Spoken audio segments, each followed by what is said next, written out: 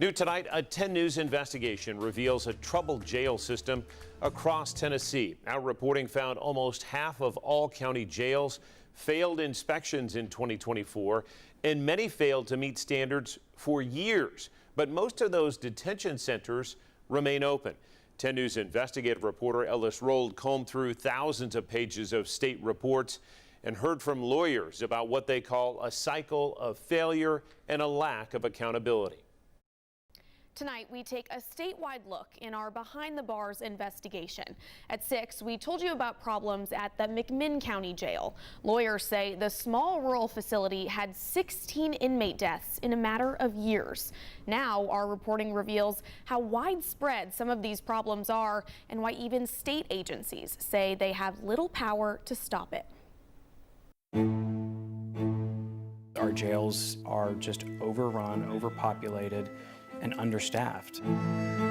At what point is enough enough? The answers that they're seeking are few and far between.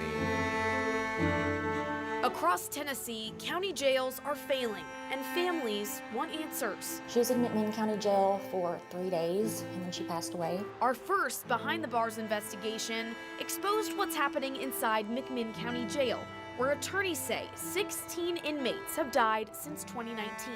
But McMinn County isn't an outlier. It's part of a statewide pattern. Repeat violations, overcrowding, and inmate deaths stretching far beyond one county. Attorney Lance Baker has handled many of these cases. They're not only unsafe for inmates but also our law enforcement officers that work inside these jails as well. 10 News obtained thousands of jail inspection reports from the state. The Tennessee Correction Institute sets out essentially the minimum standards for our jails in Tennessee. They come, they do an inspection from top to bottom. In the first half of 2025, nearly half of all inspections ended in failure. In 2024, the rate was nearly the same. 19 counties are on state plans of action, temporary compliance agreements for jails that keep failing. Most have been on those plans for years without ever passing inspection. Their doors remain open. They haven't been certified in many years.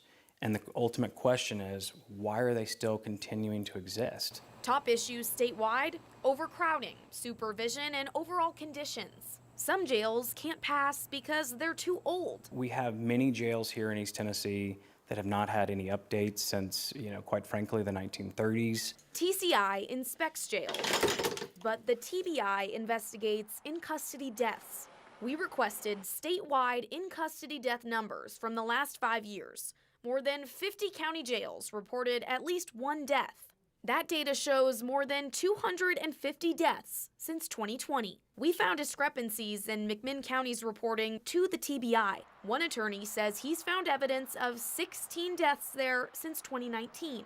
Data showed the county hadn't reported any until after we started asking questions. Then they reported 9. Attorney Tyler Weiss represents Alyssa Moore, who says her mom was held in this small rural jail as she turned blue and seized. The impact to the families for the death of a loved one is